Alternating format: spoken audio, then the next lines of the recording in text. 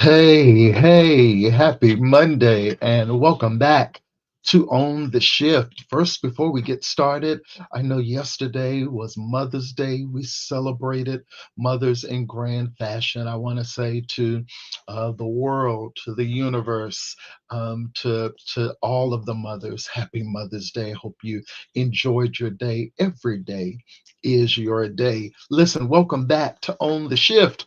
I don't take your presence here lightly. As you can see, I'm in the comfort of my chair. I'm just chill. I'm just relaxed. I'm so relaxed. You could see the shine from my head on the chair. Listen, we're gonna move forward. I'm not gonna keep you too long tonight. This episode is not just another moment on the timeline. It's an invitation to cross over. Today we are confronting one of the most universal forces in human experience: fear.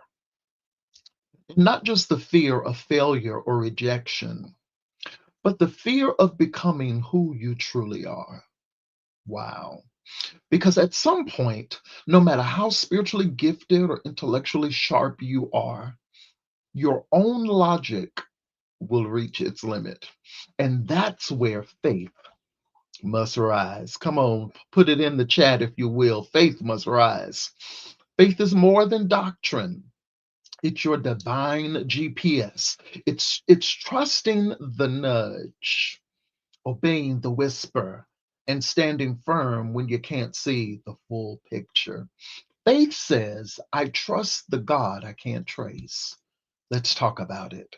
Let's talk about choosing faith over fear.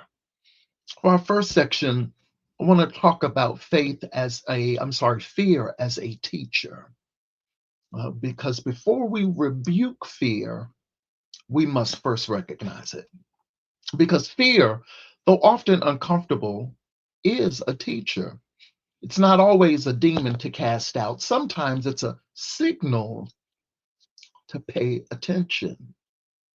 Okay, if you're taking notes tonight, I want you to put that in your journal, your piece of paper. Pay attention to fear.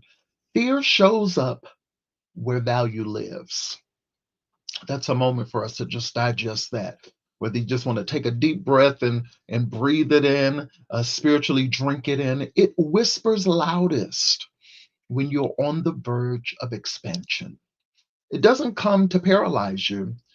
It comes to probe you, to ask, are you really ready for what you've been praying for? Mm. So before you silence fear, I want you to discern its assignment. It may be trying to protect you, but from what? From pain or from purpose? Hmm. You've got to discern. Here's the truth: fear screams the loudest right before the breakthrough breaks through.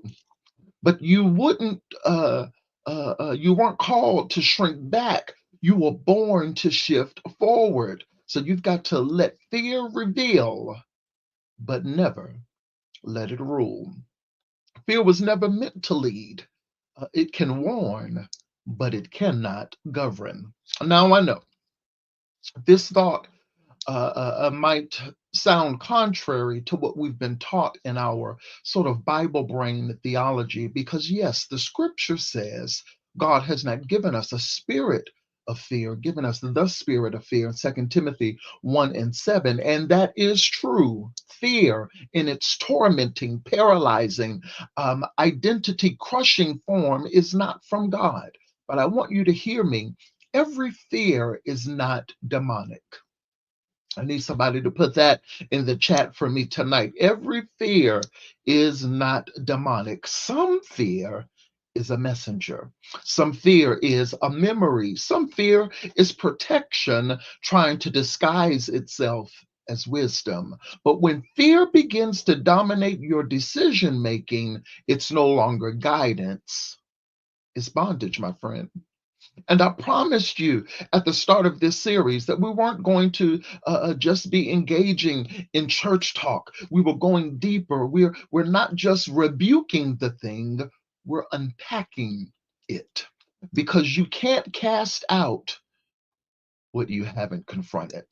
So here's a bit of a prophetic exercise. I want you to just go with me tonight. And I want you to hear these instructions, and then I want you to do the work. So after we go off tonight, sometime later on during the week, I want you to do the work. Write a letter from your fear, whatever it is. Let it confess. Let it expose itself. Let it tell you the truth about why it keeps showing up. For example, hi, I'm fear. I'm afraid you'll fail again. I don't want you to risk it. I remember the last time you were rejected.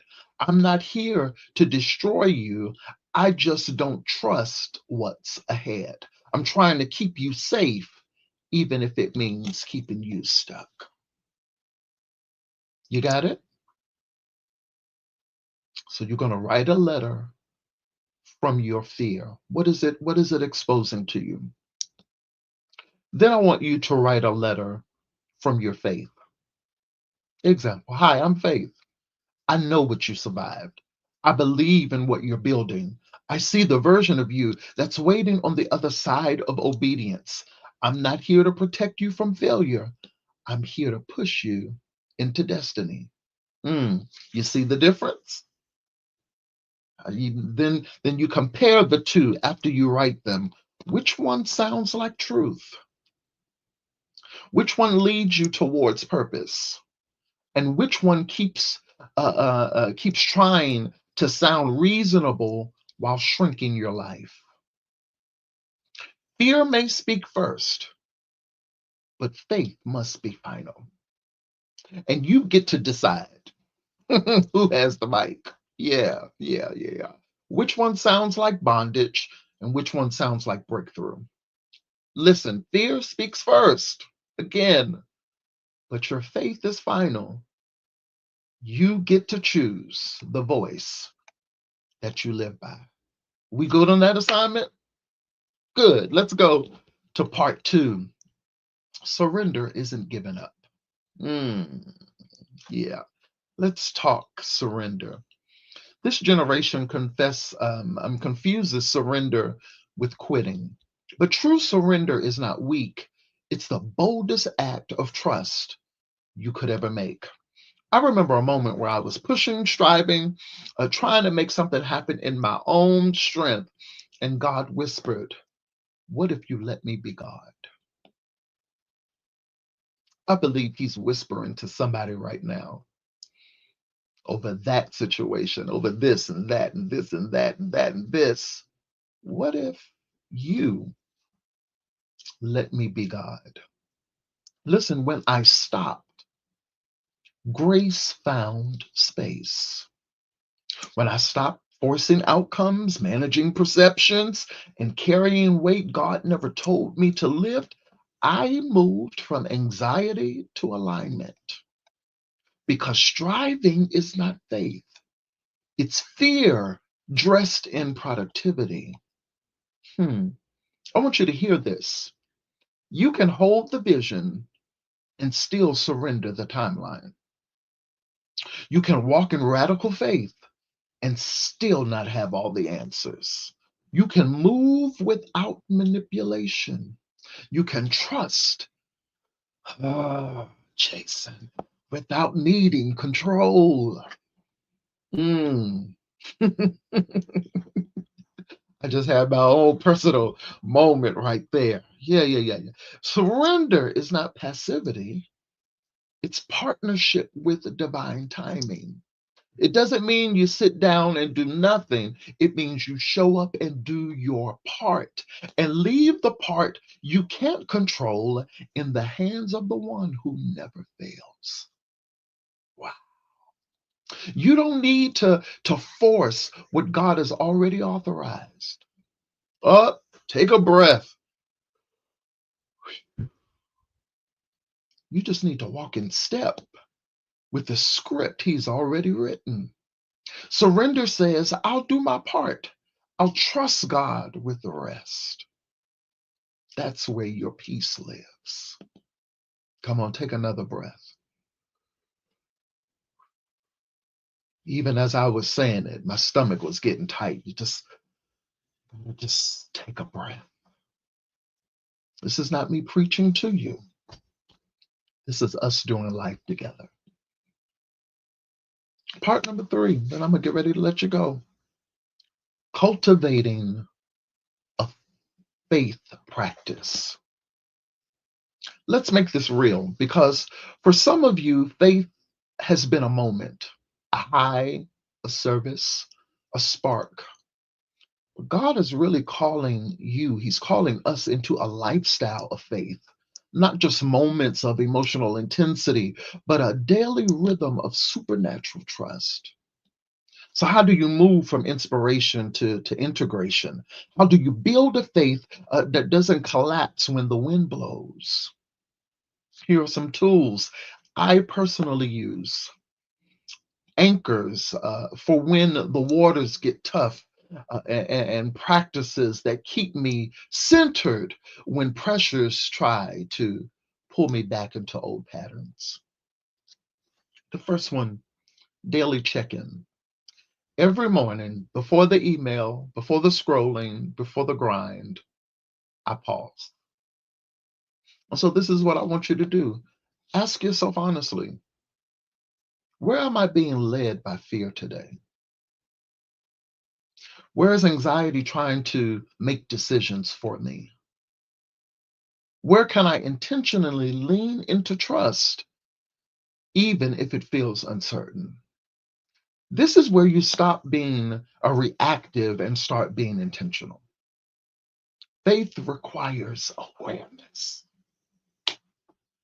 You can't overcome what you won't confront. Number 2, prophetic affirmations.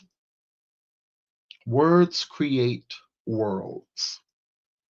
If you followed me any length of time, you've heard me say that the world has molecules and molecules has memories, and so what you speak is very important. And sometimes the most powerful deliverance comes not from casting out a demon, but from declaring the truth until your soul aligns with it.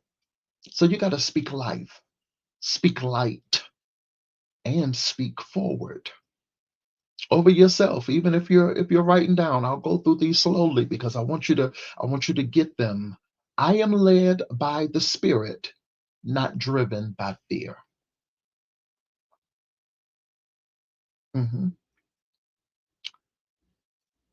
Got that? I'm led by the Spirit, not driven by fear. The second one is, I am covered by grace, not chained by guilt.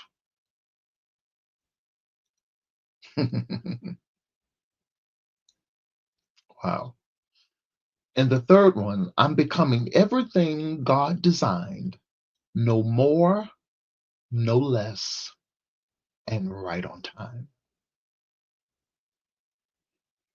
I want you to just start speaking that every morning in your morning check-in and your check where you check yourself. I'm led by the Spirit, not driven by fear. I'm covered by grace, not chained by guilt. And I'm becoming everything God designed. No more, no less, and right on time. You got to say it until you believe it. Say it until hell backs off. Say it until peace becomes your default. Number 3, stillness and prayer. Let's be honest, because most of us don't lack a word from God. We lack quiet, long enough time, hmm, to just be still and in the presence of God, to hear it. Every 5 minutes of stillness can break through the static.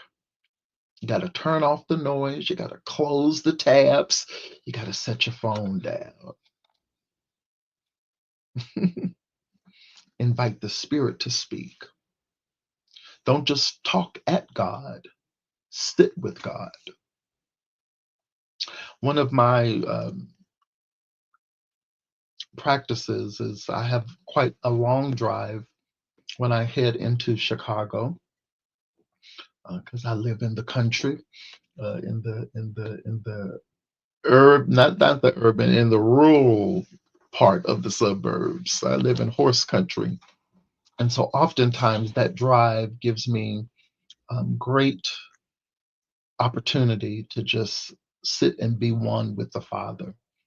And sometimes it's if I'm going to church, it's about praying about what needs to happen, what I need to be prepared for. Um, and sometimes on the way home, it's sort of talking to the Father about solving life's problems so that by the time I get home, I can be at peace and have strategy about what steps to take. Prayer is not a performance, it's presence.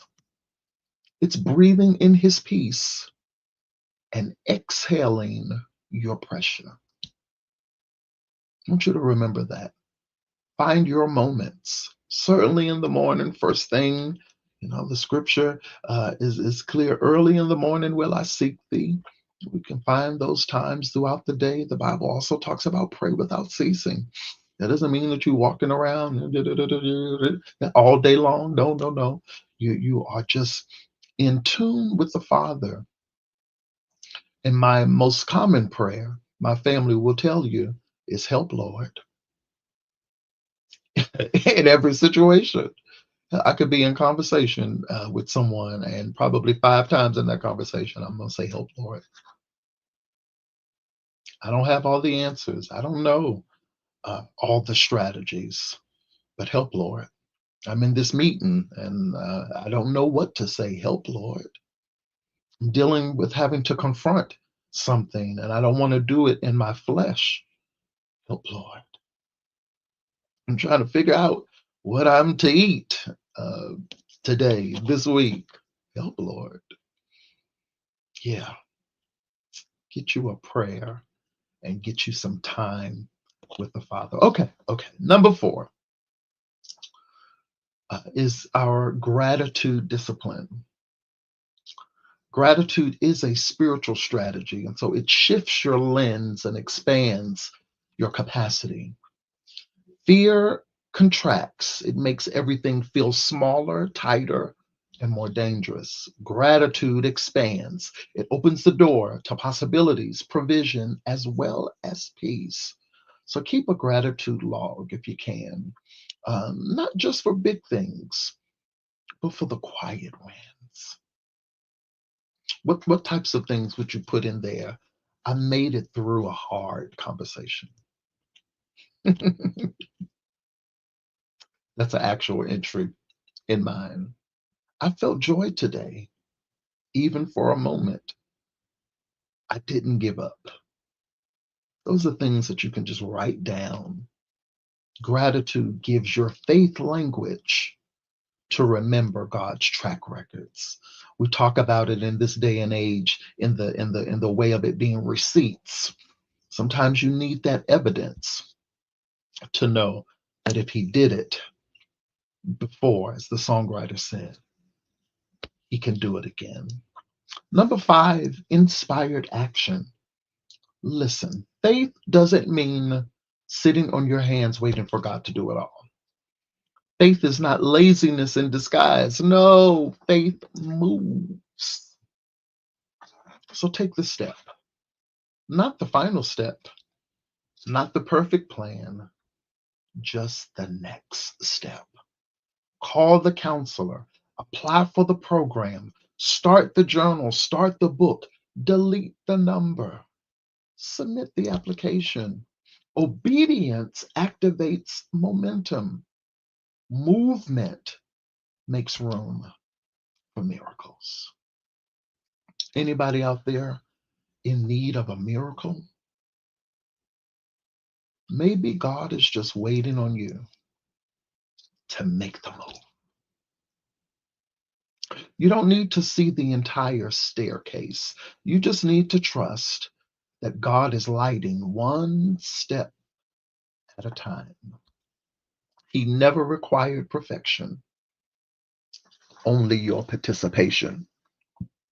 I'm giving you the eye. Yes, I am. You gotta participate. All right. We get ready to get out of here. You are stronger than your fear. You are more comfortable than your history. And even now, something unseen is working in your favor. I declare it and I decree it, not only over your life, but over my own life. This week, I'm challenging us. Take one leap of faith. Apply for what scares you. Speak what you've been holding back. Release the plan you've been forcing. Trust that your yes will activate heaven. Drop a comment or DM me appropriate DMs. What one thing you're choosing to trust this week? Listen, our next episode will talk about the power of your voice and how using it brings deliverance, not just to others, but also to you. Until then, I need you to breathe deep, stand tall, and remember fear protects the past, faith births the future. This is what I want you to just declare. I choose trust. I choose trust. I choose truth. I choose truth. And I choose forward. I choose forward. I love you. Have a great week. I'll see you soon. Bye. In a world seeking hope and empowerment, there exists a community dedicated to making a difference. Welcome to Apostolic World Empowerment. I'm Overseer Jason, a visionary committed to spreading the unconditional love of Jesus Christ locally, nationally, and around the world. Our mission is to serve as a global voice, offering spiritual and economic hope, encouragement, and empowerment to individuals from all walks of life. Through our diverse programs, including leadership coaching, consulting, and educational resources, we empower you to reach your fullest potential. Join us in our commitment to community development, spiritual growth, and global outreach. Visit apostolicworldempowerment.org to learn more and become part of a movement dedicated to empowerment, faith, and love. Apostolic World Empowerment, empowering lives, transforming communities.